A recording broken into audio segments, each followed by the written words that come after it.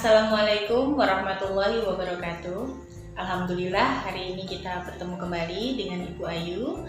Kita hari ini akan belajar mengenai IPA, Ilmu Pengetahuan Alam, kelas 6. Nah, materi kita yaitu rotasi dan revolusi bumi, gerhana bulan, dan gerhana matahari. Kita akan mempelajari tema 8, kompetensi dasar yaitu pengetahuan KD 3.8, yaitu menjelaskan peristiwa rotasi dan revolusi bumi serta terjadinya gerhana bulan dan gerhana matahari. Pada KD keterampilan yaitu KD 4.8 membuat model gerhana bulan dan gerhana matahari. Anak-anak perhatikan di manakah posisi bumi, matahari, dan bulan. Nah, perhatikan gambar. Ya, bumi berotasi mengelilingi matahari. Bulan sebagai satelit bumi. Ketika bumi berevolusi terhadap matahari, maka bulan pun berevolusi terhadap matahari. Kala rotasi bumi yaitu 1 hari. Kala revolusi bumi yaitu 366 hari. Kala rotasi bulan yaitu 29,5 hari. Kala revolusi bulan yaitu 29,5 hari. Baiklah anak-anak, perhatikan peristiwa rotasi bumi. Rotasi bumi adalah peristiwa perputaran bumi pada porosnya. Perputaran ini terjadi akibat adanya tarik-menarik antara gaya gravitasi matahari dan gaya gravitasi bumi. Bumi berotasi pada porosnya dari arah barat ke timur, ya.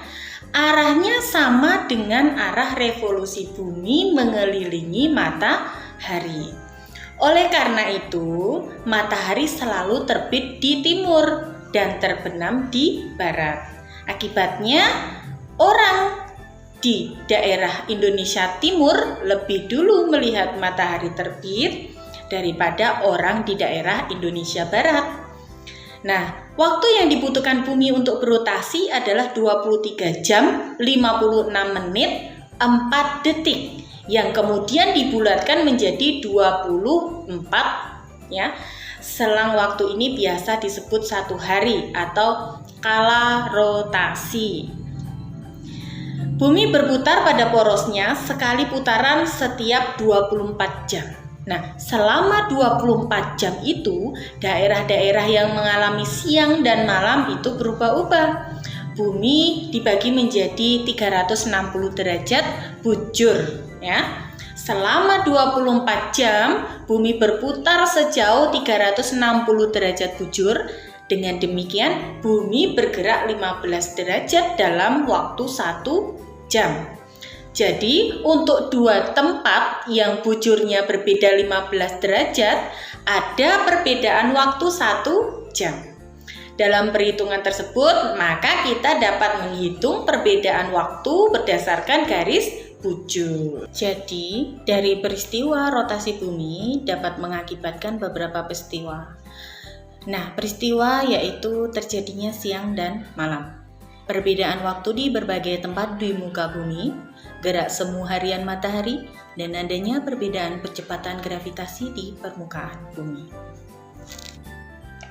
Akibat peristiwa rotasi bumi, ya, bumi berotasi. Nah, daerah-daerah di bumi yang terkena sinar matahari itu akan mengalami siang, dan daerah bumi yang tidak terkena matahari akan mengalami waktu malam.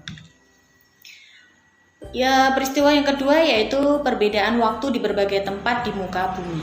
Nah, perbedaan waktu antara satu tempat dengan tempat lain itu berdasarkan garis bujur ya, sudah dijelaskan tadi. Nah, 1 kali rotasi bumi dalam 24 jam ya. 1 kali rotasi bumi itu dalam 24 jam. Bumi telah berputar sebesar 360 derajat bujur. Setiap 15 derajat bujur ditempuh dalam jangka waktu 1 jam. Nah, setiap garis bujur yang jaraknya 15 derajat atau kelipatannya disebut bujur standar. Waktu bujur standar disebut waktu lokal. Nah, oleh karena itu di permukaan bumi terdapat 24 waktu lokal. Nah, Indonesia memiliki 3 daerah waktu, yaitu waktu Indonesia Barat, waktu Indonesia Tengah, dan waktu Indonesia Timur. WIB, waktu Indonesia Barat, meliputi Sumatera, Jawa, Madura, Kalimantan Barat, dan Kalimantan Tengah. Selisih waktu 7 jam lebih awal dari GMT, yaitu Greenwich Mean Time. Maksudnya di kota Greenwich itu pukul 7, maka di waktu Indonesia Barat pukul 14.00. Greenwich itu berada di kota London, negara Inggris. Nah, yang kedua, waktu Indonesia Tengah meliputi Bali, Sulawesi, Kalimantan Selatan, dan Kalimantan Timur, serta Nusa Tenggara Barat dan Nusa Tenggara Timur. Selisih waktu 8 jam lebih awal dari GMT. Jika di Greenwich pukul 9, maka di WITA pukul 17. Lalu waktu Indonesia Timur meliputi Kepulauan Maluku dan Papua. Mudah ya mengingatnya, Maluku dan Papua itu waktu Indonesia Timur WIT. Nah, yaitu selisih waktunya 9 jam lebih awal dari GMT. Jika di Greenwich itu pukul 11, maka di WIT itu pukul 20.00. Paham ya? Selanjutnya kita akan melakukan diskusi, perhatikan. Yaitu perbedaan waktu antara Pulau Sumatera dan Pulau Bali itu berapa, Nak? Ya, Pulau Sumatera yaitu di WIB. Nah, Pulau Bali itu ada di WITA. Waktu Indonesia Barat menuju ke waktu Indonesia Tengah itu selisihnya 1 jam. Paham ya selisihnya? Nah, kalau misalnya di Maluku itu pukul 10, maka di Jawa pukul berapa, Nak? Di 10 kurangi 2, 8. Selisih waktu yang terjadi di antara kota Jakarta dan Ambon. Selisihnya adalah 2 jam. Lalu soal yang ketiga, jika di Madura pukul 9, maka di Papua pukul berapa, Nak? Nah, Madura itu pukul 9 di WIB ya. Maka di Papua WIT pukul 11. Ya kan? Selisihnya 2 jam. Lalu soal yang keempat, jika di kota Surabaya itu pukul 7, maka di Balikpapan pukul 8. Paham ya?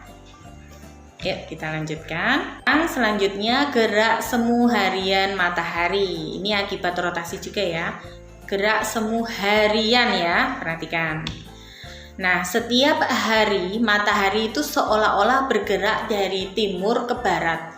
Nah, hal ini terjadi karena kita bergerak mengikuti rotasi bumi dari barat ke timur.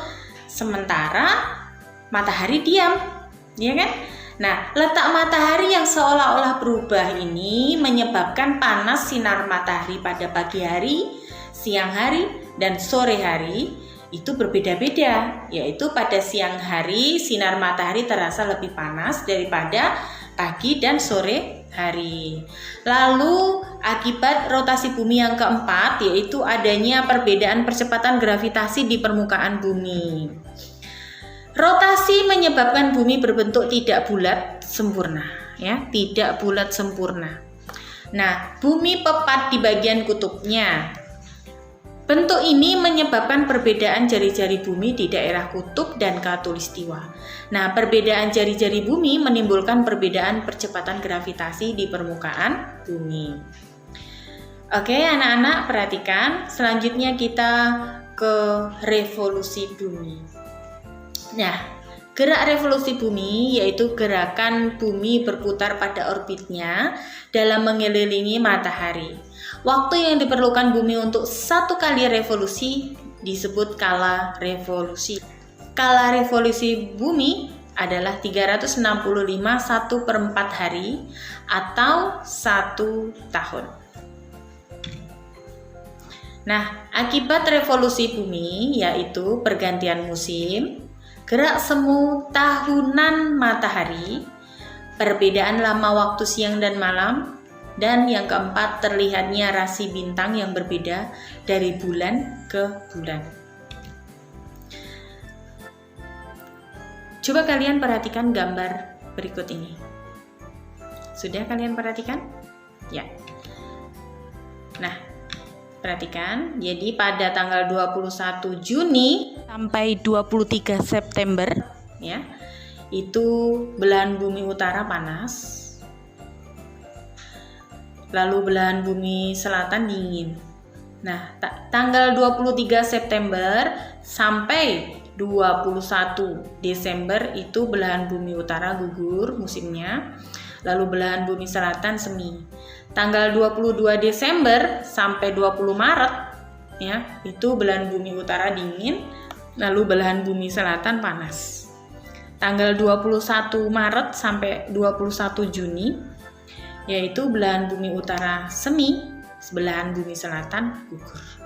Baik anak-anak, perhatikan di situ ada gambar rotasi bulan. Bumi mengelilingi matahari, ini arah rotasinya, perhatikan. Bulan mengelilingi bumi. Nah, gerak bulan. Ya.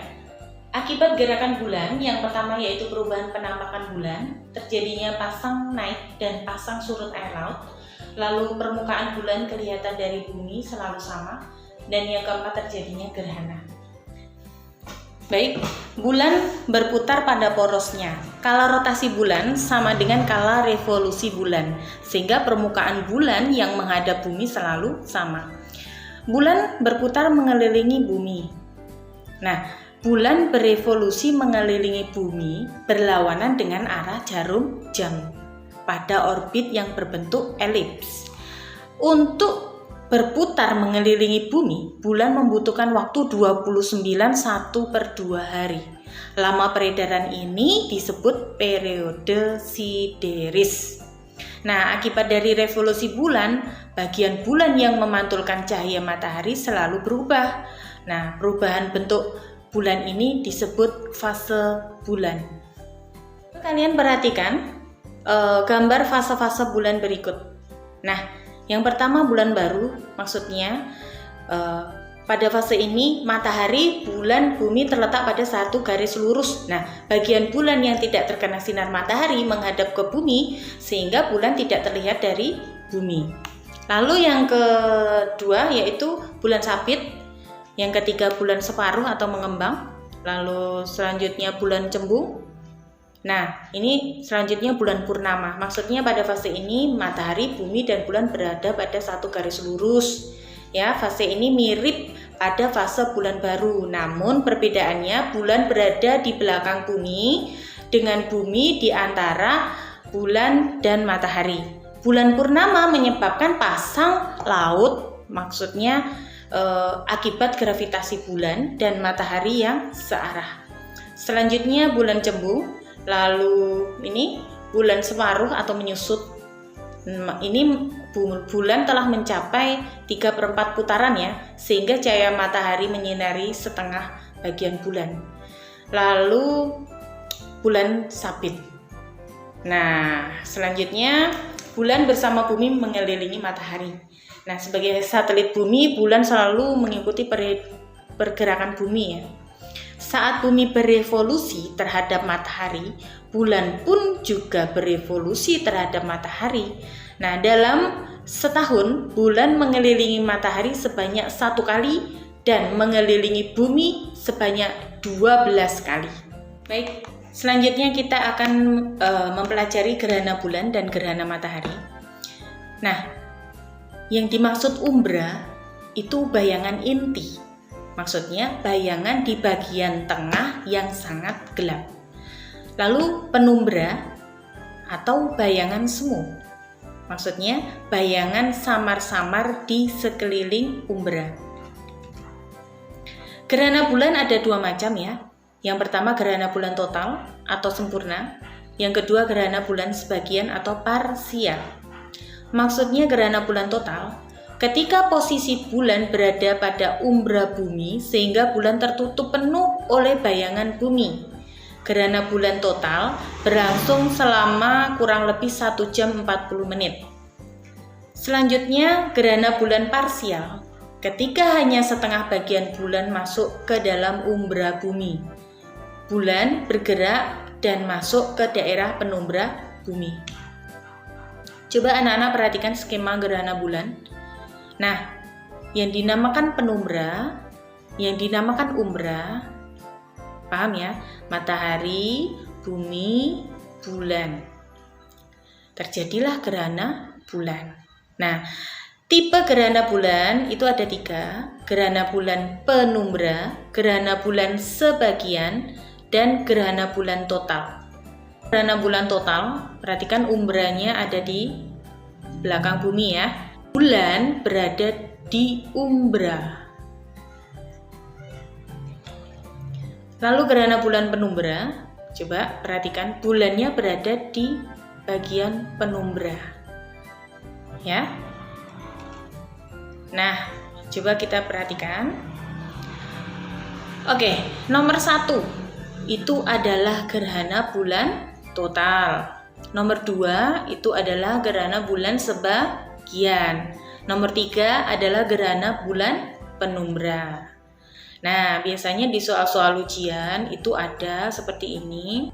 Nomor 1, bulan tidak berada di umbra, tidak berada di penumbra. Jadi, nomor 1 tidak terjadi gerhana. Lalu, gambar nomor 2 itu bulannya berada di penumbra, berarti terjadilah gerhana bulan penumbra. Lalu nomor 3 yaitu bulannya berada di umbra, berarti terjadi gerhana bulan total. Selanjutnya yang nomor 4 itu gerhana bulan penumbra. Oke. Nah, selanjutnya anak-anak, Ibu akan menjelaskan tentang gerhana matahari. Pergerakan bumi dan bulan tidak hanya menyebabkan terjadinya gerhana bulan, tetapi juga bisa menyebabkan gerhana matahari. Nah, adakah yang tahu apa yang dimaksud gerhana matahari?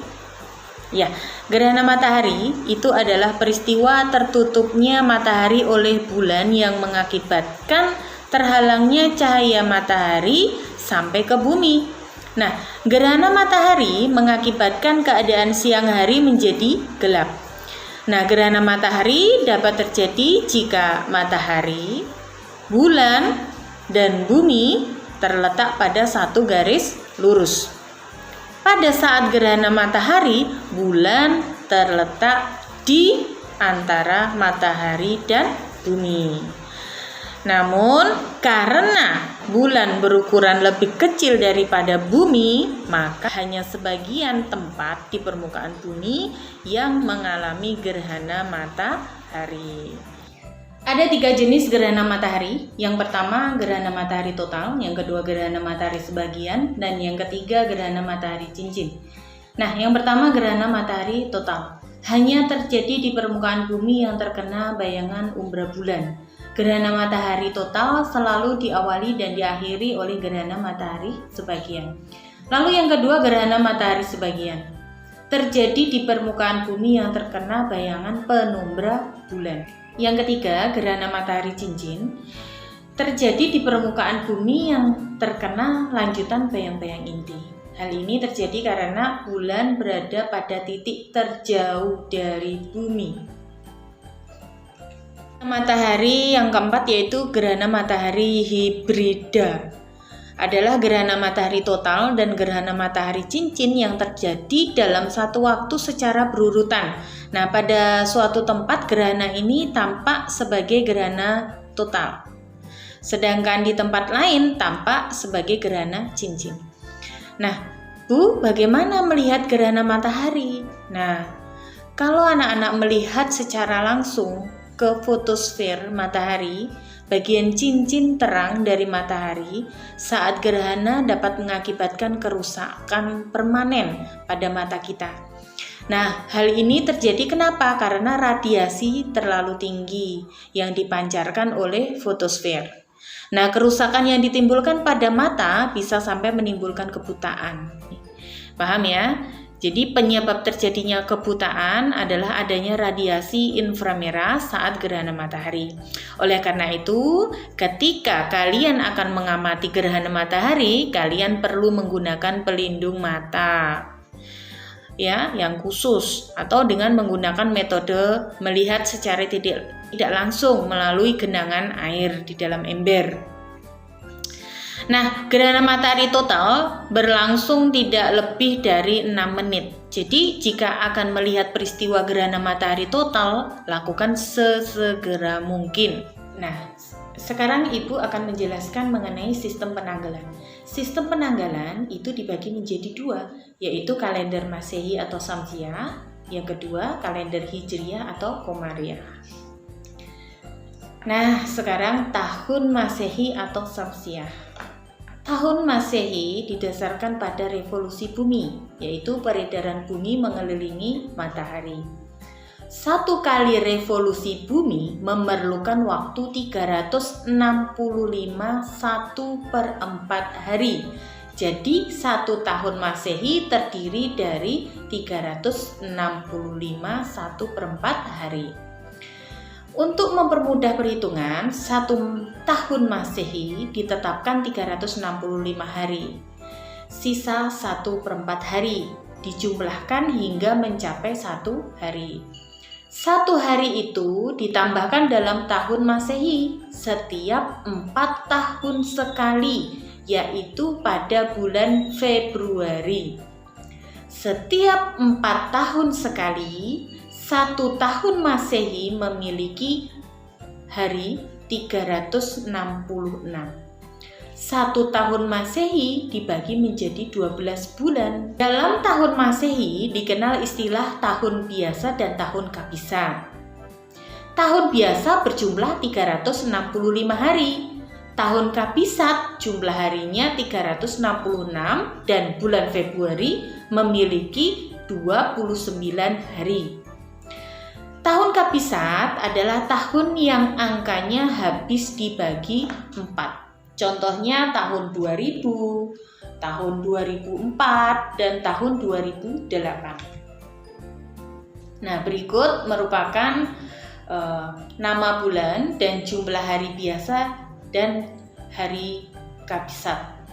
Nah, coba kalian perhatikan, pada tahun kabisat dan tahun biasa itu berbeda ya dari bulan Februari. Coba kalian lihat bulan Februari. Nah, pada bulan Februari jumlah hari biasa 28 hari. Sedangkan pada tahun kabisat jumlahnya 29 hari. Kalau di total jumlah hari biasa itu 365. Sedangkan tahun kabisat jumlah harinya di total dari Januari sampai Desember 366 hari. Paham ya? Kita lanjut ya. Baik, sekarang kita lanjutkan ke tahun Hijriah atau tahun Qamariyah. Tahun Hijriah didasarkan pada revolusi bulan. Peredaran bulan mengelilingi bumi. 1 kali revolusi bulan, ya, 1 kali revolusi bulan memerlukan 29,5 hari. Tahun Hijriah terdiri atas 12 bulan. Nah, dalam 1 tahun Hijriah sama dengan 29 1/2 dikali 12, hasilnya 354 hari. Nah, untuk mempermudah perhitungan hari, ya, orang mengubah jumlah hari dalam 1 bulan menjadi 29 atau 30 hari. Nah, jumlah hari dalam 1 bulan dilakukan secara bergantian. Dalam tahun Hijriah dikenal tahun biasa dan tahun kabisat. Nah, tahun biasa mempunyai hari berjumlah 354.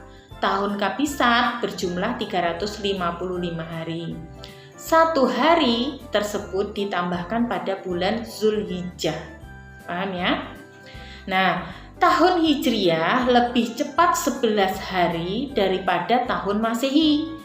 Nah, hal ini mengakibatkan hari-hari besar umat Islam pada penanggalan Hijriah selalu berubah-ubah, lebih cepat 11 hari pada tahun sebelumnya pada penanggalan Masehi.